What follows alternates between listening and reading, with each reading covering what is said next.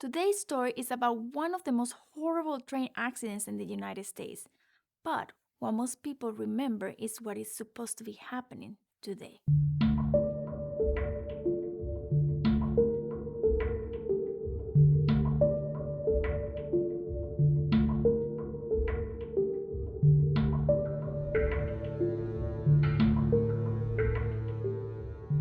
After finishing the last performance in Michigan, the Hagenbeck-Wallace Circus, they just started packing everything. They got their animals, their elephants and the lions, and then they got their costumes and the tents and the gear, and they load everything into the train to travel to the next scheduled performance in Hammond, Indiana. Then all 400 performers in Rouseabout, they got into the train and they got to the sleeping cars which were located at the back of the train, and they walked towards the bunks and the cabins, and they were just hoping to have a very restful night to sleep, or so they thought. The Hagenbeck-Wallace Circus was huge. It was massive. It needed multiple trains and train cars to be able to move from one city to the next one. It was the second largest circus of the 20th century. However, as everything, it started small. And it all started with a dream from Ben E. Wallace, who always wanted to have a circus. And when he had the opportunity to buy some circus equipment that was on sale because the other companies kind of went bankruptcy, he did. He bought the equipment, he bought the animals, he bought the costumes, and little by little he created his circus. Then eventually, in 1984, he kind of did his first performance. This show was named the Wallace Coast Great World Menagerie, Grand International Mardi Gras, Highway Holiday, Hidalgo, and Alliance of Novelties. But, I guess because this was very long, eventually he changed his name to the Great Wallace Show.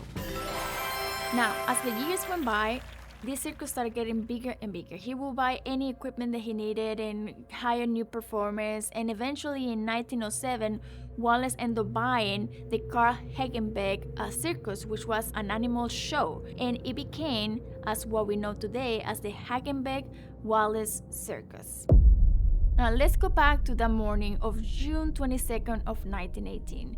Most of the circus workers were still sleeping peacefully in the sleeping cars. Then somewhere around 4 o'clock in the morning, one of the brakeman workers named Oscar Tim, he noticed a mechanical problem. One of the wheel bearing box, it was overheating. So he kind of signaled the conductor, and the conductor just stopped the train, which had 26 cars. So the train was stopped. Tim got out of the train and he started putting the flares, and the red light of warnings were turned on.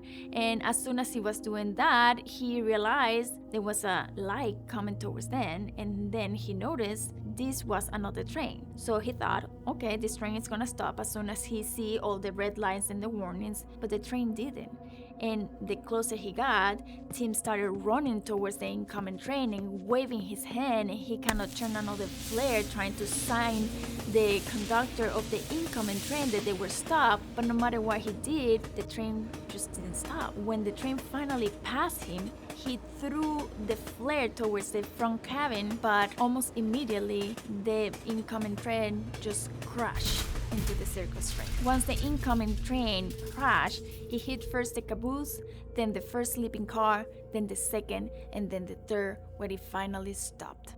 The destruction was massive. People were screaming and yelling and asking for help. Others were ejected from the train on impact. Many died on impact, and many were trapped on the wreckage. Now, after the crash, any of the survivors that were free, they started trying to help those that were trapped. But when the train crashed, one of the oil lamps created a huge fire, and since the circus train was made out of wood, the fire spread so quickly, it was nearly impossible to help those that were trapped, and many of them just died. More help did arrive, and they started helping everybody that was injured. And eventually, once the fire was under control, which was very hard because the fire department didn't have any water to help put the fire away, they started going through the wreckage and they started pulling bodies. And in total, they put 86 bodies out of the wreckage, and most of them were completely burned and unrecognizable.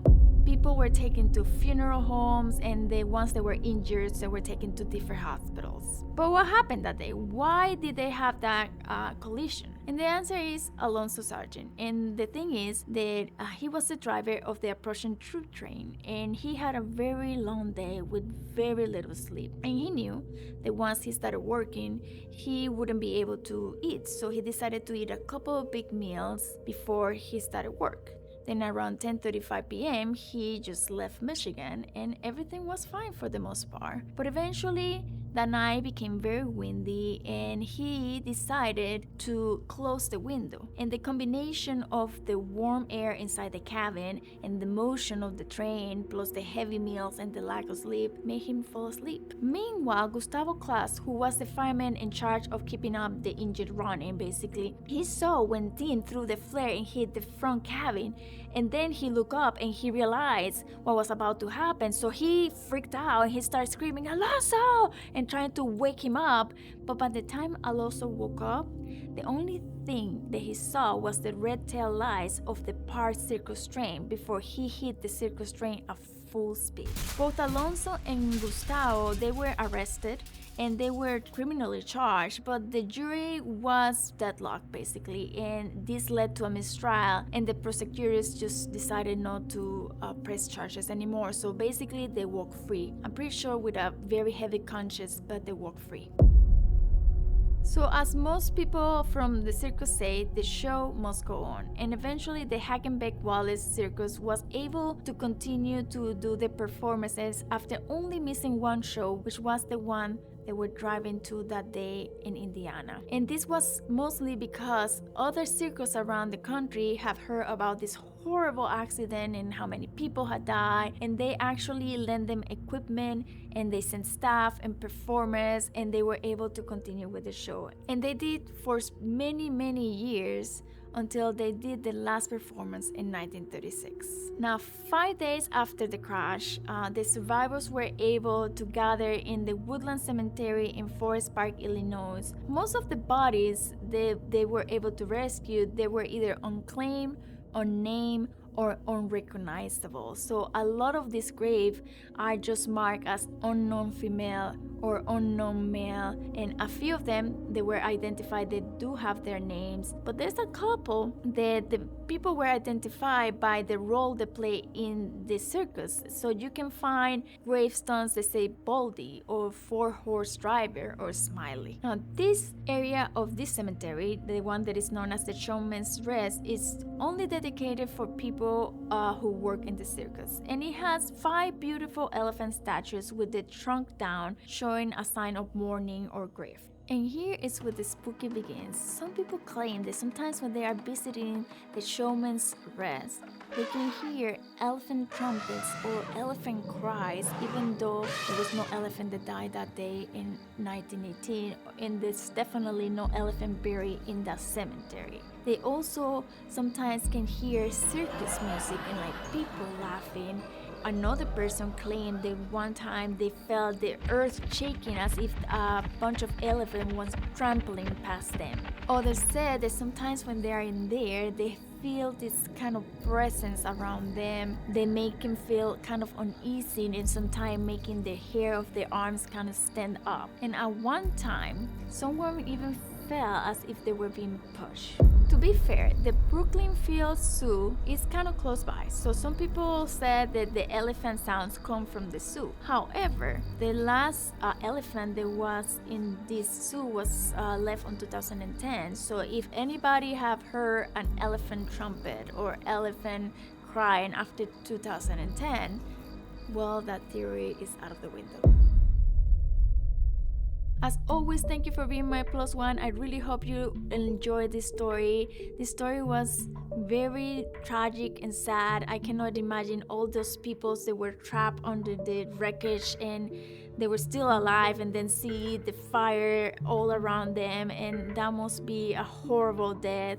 And curiously enough, there's no claims of the actual site of the accident being haunted. As always, if you have any spooky story, or if you have any urban legend, or if you like drawing and you want to show me how any of these looks to you, like how the elephants look in the cemetery or how the accident happened, just send me your stories or your drawings at Ivonneplusone@gmail.com. And as always, please give the thumbs up, like, and subscribe, and we'll see you next time.